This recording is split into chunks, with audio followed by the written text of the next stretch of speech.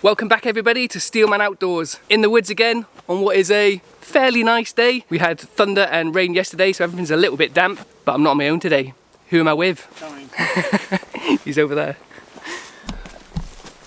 Hiya, my 24-hour adventure, Jonathan. So you may recognise Jonathan. I've linked his channel a couple of times already in some of my previous videos, and Jonathan does excellent stuff in terms of his film production, his storytelling. I actually think it's second to none out there, so if you haven't seen that stuff already, go and check it out. Link below again, just in case you haven't seen that before. Thank you very much. You're welcome. Pleasure to meet him. And today, he didn't know this. On Jonathan's last video, he talked about what YouTube is for the bushcraft community and what it is for him really. And it's a bit of an outlet. I won't spoil the video. It's a bit of an outlet for Jonathan to tell stories, and he's awesome at it. One of the things he asked about it to the rest of the audience was, what do we think of YouTube? How do we use it? Is it a medium that should be there? And I chipped in with a comment of, it's great to tell stories, it's great to capture your memories and moments and be able to look back on them.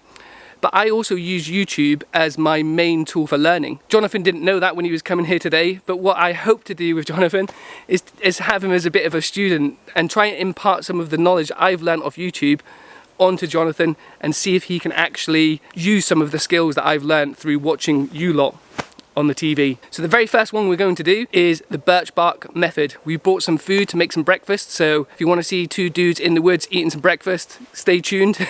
But the very first thing we need to do is collect our fuel for fire lighting. So I brought Jonathan over to the same area that you've seen before. Let me just show you this. Now you'll see there. There's that log that I've collected or harvested birch bark from, and Jonathan has brought his knife and he's going to have a go at collecting some birch bark and then see if he can use that using the method I showed in one of my previous videos to light the fire ready for our breakfast. So, you ready, Jonathan? I am very ready. Let's do this. Honestly, the things we do for you.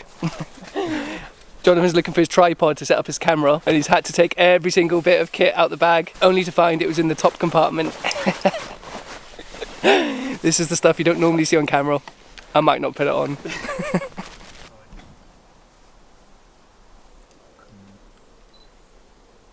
Square, Blue Peter style. And then I think what I'm going to do is try and peel it like, I guess, like a carrot. Yeah. Always learnt well. But it's very wet, it's very damp. So this would be a good test to see if it actually works well in the damp, like I previously said it would. Yeah. Okay. Yeah, that's brilliant. Happy with that? Yeah, I think so. Is that enough? It should be, yeah. And I'll take a bit as well because I need to fill up my tinder pouch. So as we've had quite a lot of rain, I'm going to take this from the side. Probably underneath would be even better, but I'll take it from the side here. See if that's any drier than the bit Jonathan just got. So that came off really well. Okay, so we've just arrived in the little area of the woodland that I usually come to, and it's like I'm using Jonathan as a slave here, but I'm not. I'm actually just seeing whether my videos or my skills, I can impart that onto Jonathan so that he can do the same as me. So what I'd like him to try next is to tie a ridgeline. And Jonathan, have you ever done that before? I've never tied a ridgeline before. Never tied a ridgeline before, so yeah, this will be hopefully a skill that you'll be able to take away with you and use henceforth. Let's see how it goes out. The first thing that we've done is mapped out which trees that we're going to use, and what I normally do is put my feet together and walk steps of about 12 to 13.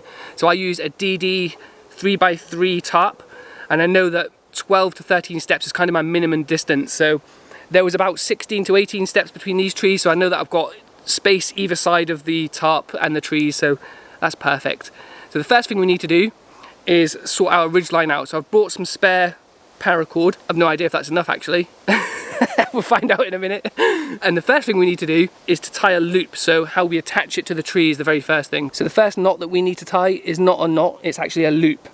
So what we need to do is take one end and fold it back on itself, which creates just a standard loop at the top of the line. And then what we do is tie a knot in the end of that.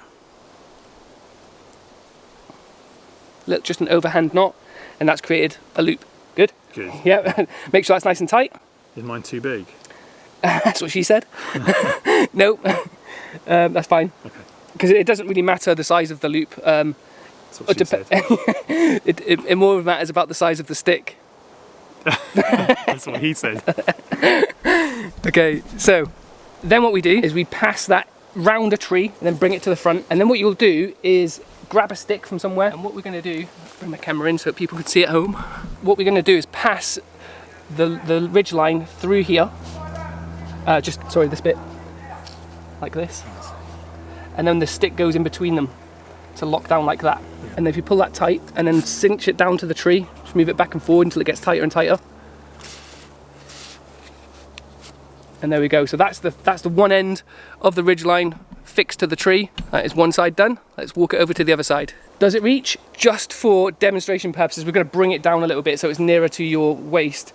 If you bring the rest of the paracord through. So some of you will have seen on my previous videos, I like to take it the simple route here, and I use a little gadget called a Night Eyes Figure 9. So actually I'll show you that first, Jonathan, just so you can see how easy that is to use.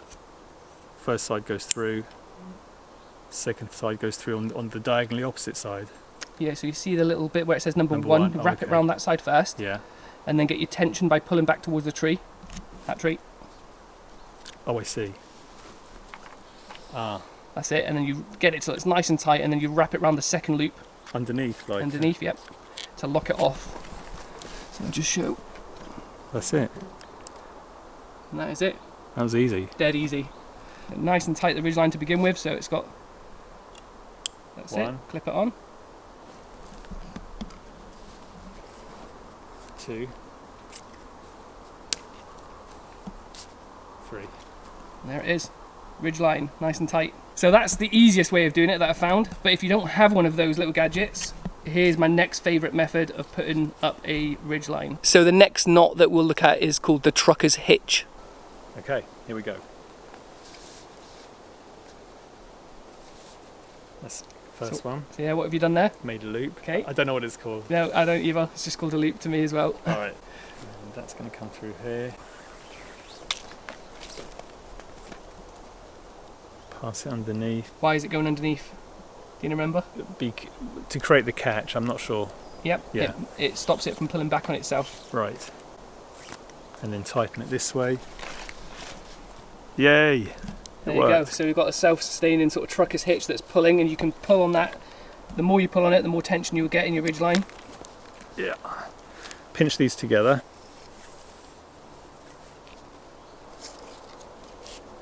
Was that right? I don't know if that's right. Kind of. Close enough. Yeah, so you didn't quite get the half hitch bit right, but that will hold. Yeah. Just like that, really. So the only bit you didn't get right there was just when you went to pass it over, the knot doesn't run through itself. So what you'd do is pinch them again, and you just want this to come over and lay there, and then that goes through itself like that. Okay. So that's it. Okay. And then you'd put a toggle in the top if you needed to. So try that again. Pinch them together, lay it over itself, pull the long bit of the wire through. That. Yep. The long bit. Now that goes through there. Ah, okay. There you go. And you can put a toggle or a bit of word or whatever. You can put your hand in for demonstration. And then that would lock that down.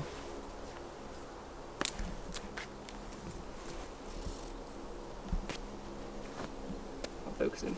There we go. And then to undo it all? To undo it all, I just undo it all. There you go.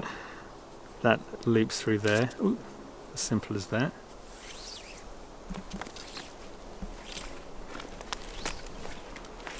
And with this, just have to give it one of those. Job done. Nice. Nice, thanks for that. It's really good tuition.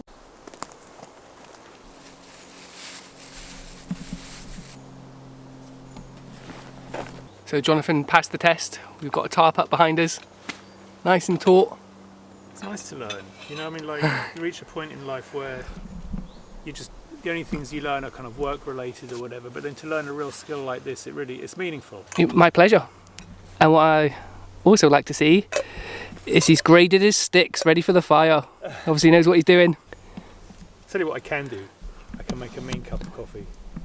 I think we deserve one now, don't we? Oh, look, you've got a little posh stove. Bialetti. It's the absolute master of coffee making devices. Let's get that on now then. Let's Some gas bin.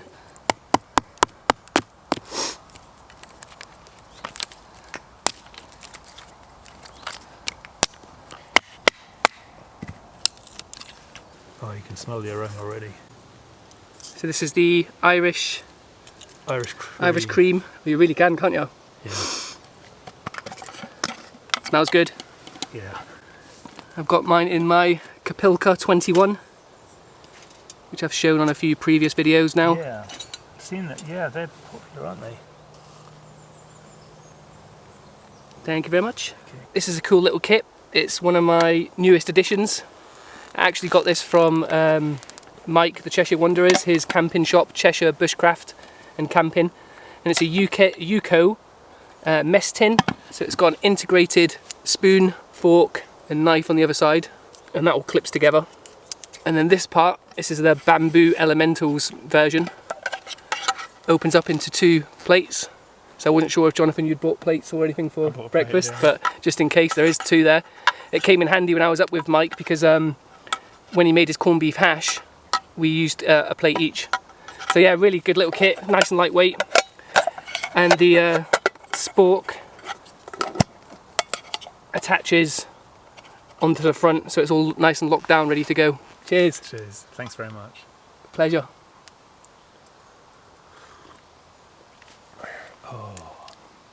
Oh, it's nice and sweet, isn't it? Yeah. Especially when you put 2 sugars in it. It's probably too sweet now. It's got a slight kind of that hint of almost like a Bailey's Irish cream. Well, it's Irish cream, isn't it? Yeah, so normally I would have went with the toffee flavour, which is, what was the toffee one called? Cinder toffee. Because I've got a real sweet tooth. As you can probably tell, the lockdown pounds have gathered over the course of the last 4 months. In fact, comment down below if you've managed to beat this. Since April, I have gained 20, that's right, 20 pounds. If you can beat that, put that below. I'd be interested to know that I'm not the only one. That deserves a thumbs down. No, don't put thumbs down, I get dead paranoid. Spend 5 minutes just enjoying this brew, and then we're going to test Jonathan's skills of creating a fire with the birch bark. Yeah. That okay? Yeah. And we've got a gas stove just in case it doesn't work. So while Jonathan was just making the coffee, I went and split down some bits of pine that we can feed into the bush box if need be. But we also have the different graded of sticks that Jonathan collected earlier. And that's the beauty of the twig stoves, really. You don't have to have big logs cut down. It literally can just feed off the twigs that are in abundance around you. So hopefully that will be completely fine and we won't have any errors or issues with that. Yeah. It seems to be my normal USP with Steelman Outdoors is complete and utter failure at things I try. But touch wood. Famous last words. Touch wood. Things have been going relatively to plan in the last few episodes. Well, maybe that's what you need. You need someone to tutor. Yeah. That brings out the best in you. Well, I don't know where I saw it, but I remember, it's stuck in my head anyway, that they said that you truly understand whether you've got the grasp of a skill or a new technique or anything that you're learning if you can teach that to somebody else. And if they understand what you're trying to say, then you've really got a good grasp of it. So I'm hoping that when Jonathan goes away, he's able to collect that birch bark, make himself a fire. I mean, probably could have done that anyway, I'm probably. But the trucker's hitch, I'm hoping that you'll be able to use that to put a tarp up in future. Yeah. And you will have actually learnt something while you've been here. That was my whole plan today. Well, watch his video to find out. That's true. Well, it's one thing to kind of watch a video or to read it in a book and something, but to have someone next to you going, no, the other one, or try that, it really internalises the knowledge. So I thought it'd be good to know a little bit about Jonathan and actually what floats his boat, why he's out doing these kind of things, and what made him do that, what some of the barriers were to that. So I guess we'll call this little segment Steelman Interviews. So Jonathan, over to you. Why did you begin wild camping? Well, I had a channel which was called I Run Trails, and it was about how I go out into the forest and seek out sort of beautiful routes to run through, and there were always footpaths and bridleways and so on. And I did that for a short while, but I just felt that something wasn't clicking. And that's when I came across all the outdoors people like yourself, outdoorsmen and women and all the bushcrafters. And I saw that they were camping in forests and they were camping by the sea. And I thought, God, I'd love to do that. And so I did. And that took me on a very scary journey, because when you first start camping out in darkness in the middle of a woods on your own, I was terrified, and I had to really jump through some hoops, some emotional hoops, or is that the phrase, overcome barriers, and I've been doing it for a year now, and I've reached this point where I really love it. It doesn't scare me anymore. It just excites me, and I look forward to it. And I love that sense of being out in the middle of nowhere on my own, listening to the crackle in the forest, which used to terrify me, and now it's like, yes, I've done it. It's like primal, bit of primal feel. It really is. It's primal, yeah. So that was my kind of intro to this. What about yourself? How did you get into wild camping? Wild camping for me really is probably a bit more about exploring my own personality. How do I handle these situations on my own? How do I handle my own company without anyone else to talk to? I'm a real family man. I've always got my children around me.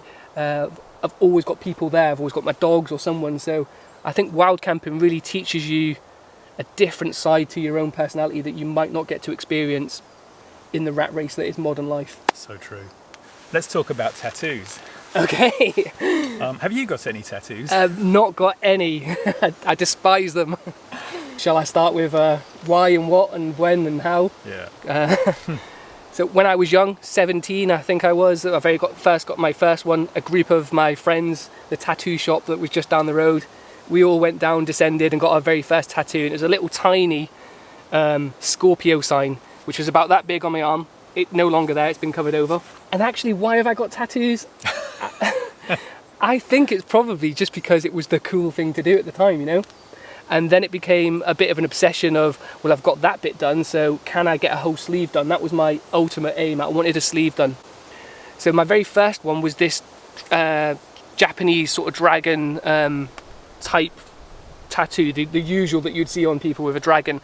But the guy actually buggered it up. So up here you'll see the dragon and his tail came round here, and it was not good at all. So I've spent hundreds of pounds trying to correct this, and we ended up having to just put a Japanese symbol, you could probably see here, which actually just means dragon. So I spent far too much money trying to correct this, and then it just became a bit of an obsession. Like, I moved on to the other arm thinking, right, the next time I get a tattoo, I'm going to plan it out and have what I really want to have on my arm. And for those that have noticed, under here, some people will probably recognise this. This is, excuse my hairy arms, I haven't had a shave in quite some time. This whole album is Pink Floyd The Wall, which is my favourite album of all time. I don't know if you can see that on there. So you've got the Hammers, you've got the Frightened ones, The Wall, actually part of it, and this is actually my guitar, the Fender Strat. So I used to play in a band when I was little. So this all means something to me. It's themed off my favourite album of all time.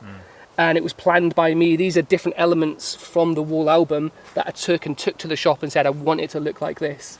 Yeah, that's why I've got tattoos. I think it was just a craze that everybody did, and then it expanded into a bit of an obsession, like anything that I do. As soon as I've got something, I have to have all of it. All of it, yeah. I know the feeling. How about yourself? Do you have a tattoo? I've got two tattoos. One is like a Japanese symbol. I don't know if you can see it there. Yeah. I hope it don't come out as flabby, but that tattoo was... I used to suffer very badly. Well, I still do, kind of digestive problems, and I used to have very low energy. And this tattoo in Japanese, it means energy. Now, when I got this tattoo, I didn't know that meant energy. They just told me it was. And once they finished doing it, I walked out the shop thinking that could mean anything. It could mean, like contains nuts or something. It could do though. Still could. Have you ever checked it out? I did. There's Marks and Spencer's had this bubble bath range that came out, and it was exactly that symbol, and they translated it as energy. And I've got this other one. It's of a tiger. It's on my shoulder. And what happened there was I was in Thailand, and I was walking past this tattoo shop, and there was a young girl, a very pretty girl in there, and she said, "Do you want a tattoo?" And I said, I can't just decide it on the drop of a hat that I'm going to have a tattoo. She said, well, look, just give me an idea. I'll sketch you something out. You go for a walk, come back in 2 hours. And if you like it, you're going to think about it. So I came back in 2 hours, and it was this beautiful tiger. And I said, I really want it, but I can't just decide to have it. It's something I have to think about for years. So she says, well, if you change your mind, let me know. Over the next few days, I thought about it more and more. It was playing on my mind. I thought, I have to have it. So I went back to the shop, and she was gone. So one thing led to another, and I couldn't have it done. Flew back to England, into the holiday, and about a year went by, and I was thinking, I need to go back to Thailand, to that tattoo shop, to have that tattoo done. So I got on an airplane, I crossed the ocean, I crossed from island to island, I think it was Koh Phangan or somewhere. And I got there, and I went to the shop, And I said, I was here a year ago. There was a young girl, and she says, yeah, she went home. She lives in Wales. Oh. But he said, but hang on a minute. Let me look in her file. She might have a copy of the design that she did. And sure enough, it was there with my name on it. So I said, I'm having it. And so I had it done there and then. How long did it take? 3 hours. And With lots of breaks, though. Like, if you don't mind saying in front, were you married at that point? no. All right, okay, so you can say, what was the total cost, including flights? Oh my God, for this tattoo. That must have cost some... Because it was 60 quid for the tattoo, but now I think about the flights. Yeah. £1,000 tattoo probably, yeah. The worst carbon footprint tattoo ever. But it was done with bamboo shoots. Oh, really? Yeah. Was that sore? It hurt.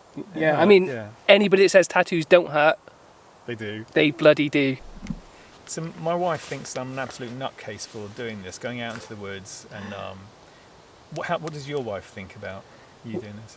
Well, let me just firstly say that your wife is right to think that, because you ain't coming home. I don't want to go home. He's got a nice camera, which I think I might adjust for mine, you know.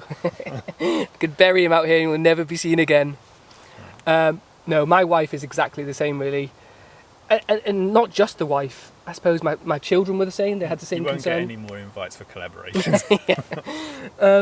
There is a lot of lunatics out there, right? So you do need to be careful. I mean, we've been chatting for quite some time. We watched each other's content for quite some time. And in a way, I said when we first sort of met up in the car park, this is the first time I've ever met Jonathan, by the way. I'm not sure if I mentioned that earlier. Whereas I've been stalking him for months. But I did say it's almost like I know you, because I've watched so much with you, I've conversed so much with you over email and messages. But I don't really know you, is the real... What I tried to say, excuse me for waffling, if I put my children in the same situation where there was, I've just met somebody online and I'm now going off to meet this person in the woods, completely on my own, how would I feel about that? Yeah. And I'm sure that's exactly how my wife and children feel about me going to do that with other people. The only thing I can say is that I carry a massive knife. I carry an axe. I mean, if that's as much of a deterrent as I can say, really. She's concerned. And quite rightly, there are some mental people out there. Yeah. He didn't know where his knife was when he got here. That's a schoolboy error. How's your wife? You know, I've done a lot of crazy things over the years. Since she's known me as well, I decided once I wanted to be a skydiver. I became a skydiver. I wanted to do whitewater rafting and travel across the world, go to places that I shouldn't be in. It's a story for another time, but I ended up in a Peruvian jail once. Wow. Yeah, it's a long story and it's not that interesting, but I do put myself in scary situations, and it's what I do. From time to time, there are long gaps between these experiences, but I find I need to test myself. It's kind of, it's how I find myself. And maybe that sounds a bit pretentious, but I spend the rest of my time 9 to 5 at a desk in an office, or during lockdown at home, and it's just not enough. That's not enough for me. Yeah. I need to test life a little bit. Let's finish this Steelman interview segment off with a couple of quick fire questions. Middle name? Haven't got one. Weight? 10 stone. Favourite colour? Blue-ish. Favourite flavour pizza? Margarita with pineapple. Oh, interesting. Pineapple. That will split the audience, I'm sure. Favourite drink? Oh, you mean like alcoholic drink? Oh, anyway, well, how do you interpret the question? I don't drink a lot. I don't drink a lot of alcohol. I was expecting him to say coffee. Yeah, coffee. Yeah. See, I know you better than yourself. Wait, let me pick a beer, because this is a beer question. I do like, I'll tell you what, Hogarden. I like Hogarden. Favourite YouTuber? I guess, Steelman Outdoors? Yeah, well done. Steelman Outdoors, followed closely. Well, within the kind of bushcraft sort of thing, it's going to be Hayes, obviously. But I follow a lot of YouTubers outside of that. Really, my favourite YouTuber is Casey Neistat. And if any of you, do you know? Yep, yeah. Okay. I've got a dog coming through. They'll be like, what the hell are these guys doing? Just randomly. See if I can get a picture of it. You can smell the sausages, can't you? Speaking of which. Yeah. That's a dog.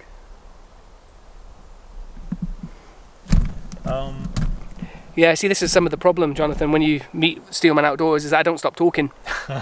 So it's now 25 to 1. We've been here since 10. Yeah. We haven't had breakfast yet. No, that's right. Okay, so the real key to it, Jonathan, is preparation. So you want to get everything ready so it's ready to go. So you've got some massive bits of sticks there, but you did prep bits earlier over there, didn't you? Yeah.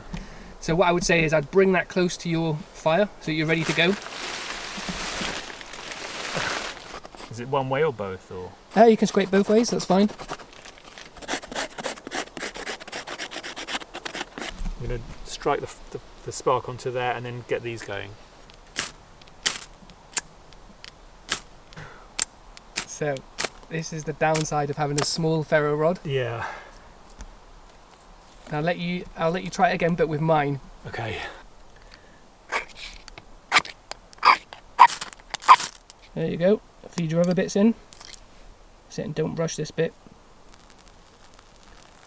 Grab the next bit.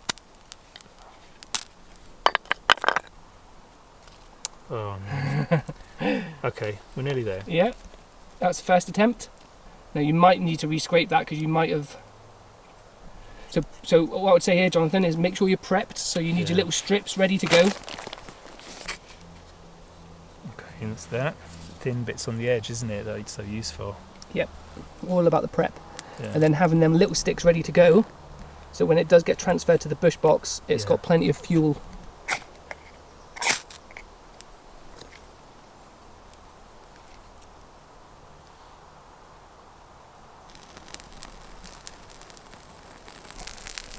Isn't it gonna? Just throw it in there. Now get your small sticks in.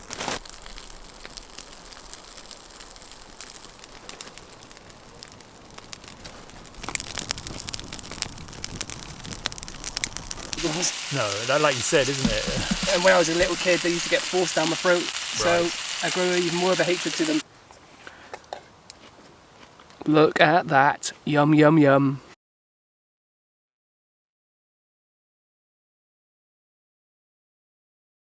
And hold it like that, so over the thumbs over the back of the finger.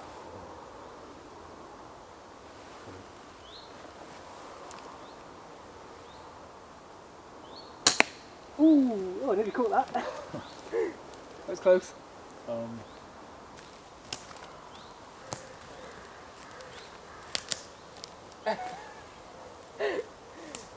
I'd be careful, mate, if that ping's back in your face. You're right.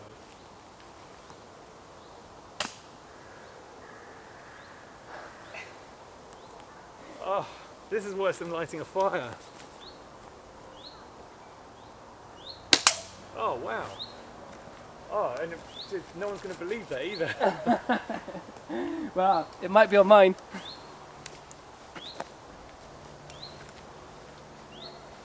Just glanced the side of it, didn't it? Yeah. That's really good. 2 out of 2. Yeah. Pinch over the top of the finger. And it's a really...